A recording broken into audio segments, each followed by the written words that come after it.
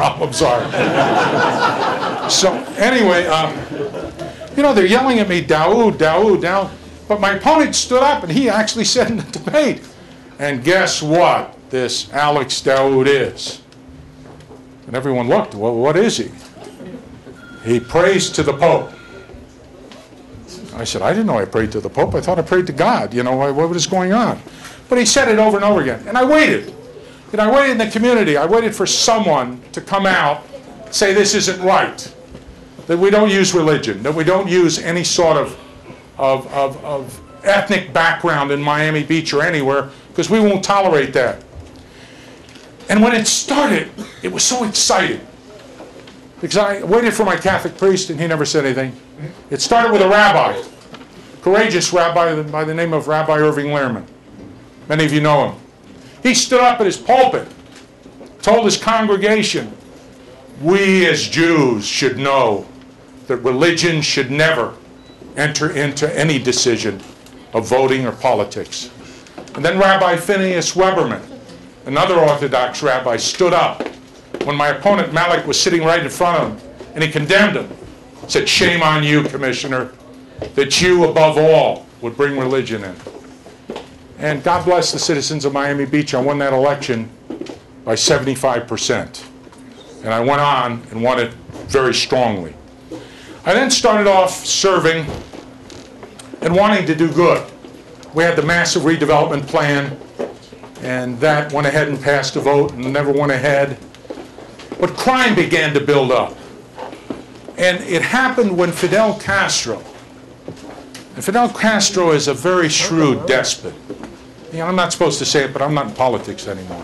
This is a bad guy. He opened up his jails and his prisons. He opened up his insane asylums in 1980 and sent all of these refugees with the other good Cubans, many of whom came to our country seeking freedom, seeking justice. And all of a sudden we had a massive crime wave in the city of Miami Beach. A massive crime wave where the elderly, predominantly Jewish women, were being attacked, were being hurt. On the night of September 26th, because of all this, I went to ride with Charlie Serrata in his police car. And I can tell you what Charlie said was unbelievable. The first thing that happened was a concrete block fell. Then we chased a stolen car that went ahead, and they were stealing cars right and left off of Miami Beach. It crashed, and the two occupants were killed in it, the two thieves. Then we went to a place where there were 5 domestic disputes, 3 of them with guns, one of them with a machete, and the other one had a baseball bat. This was all going on at night. I felt it was a tale of 2 cities, one in which we lived in during the day and the other that gripped us at night. But then at 6:55 a.m. in the morning, because Charlie was working all night, we got a call that there was a disturbance on Jefferson Avenue.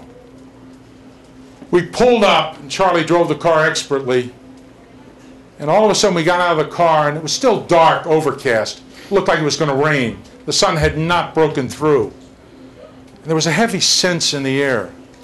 And all of a sudden I saw, when Charlie pointed out, there was a crumpled body the side of the curb in the gutter with a lot of the trash.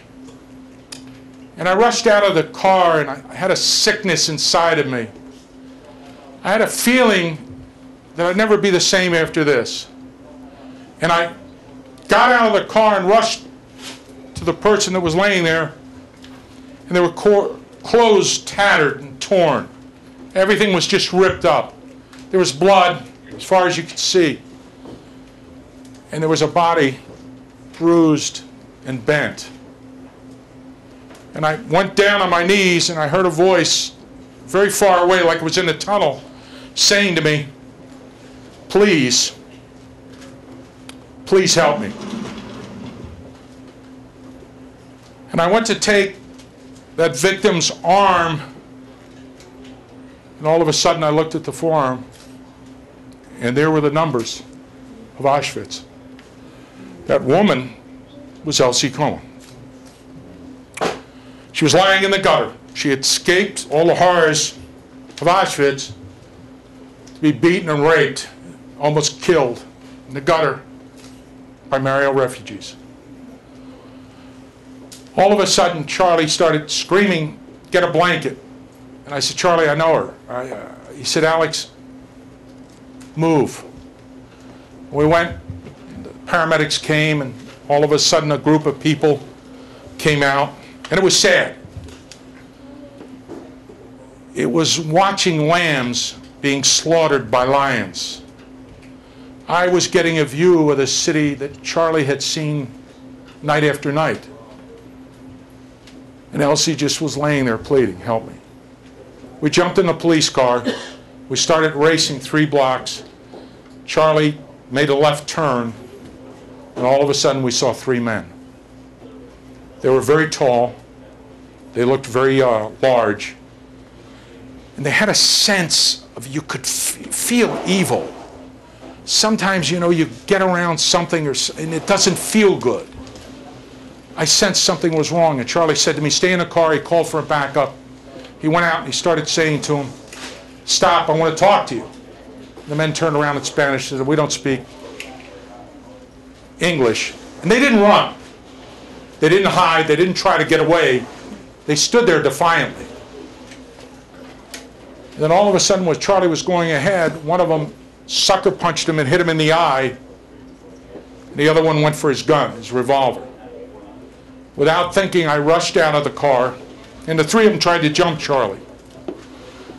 And I grabbed one of them, and I remembered I wanted to hit him as hard as I could in the nose. Because something told me if I hit him hard enough in the nose, I just might kill him.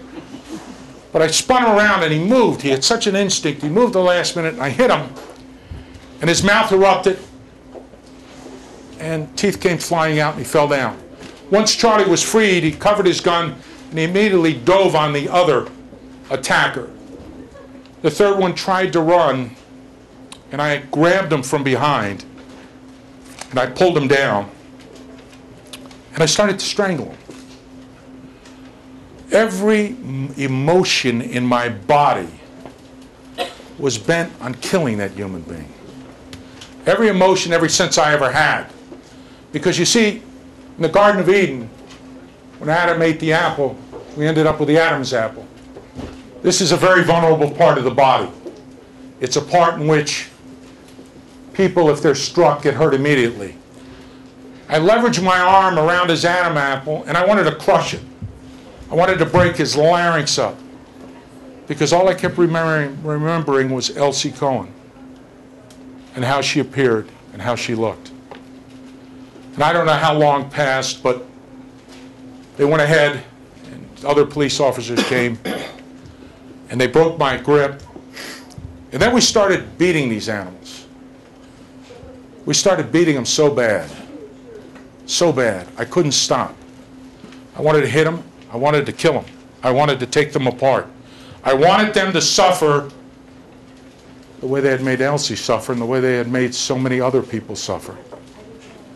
That night, a part of me changed. A part of me wanted to go out every chance I could and try to help the police and ride with the police. And I knew then that something sad and something very bad in our city was happening. I then went ahead and ran for re-election as commissioner a second time, got re-elected. Then a third time, got re-elected. And then I ran for mayor. But the events that transpired while I was in politics became a burning desire within me to write a book.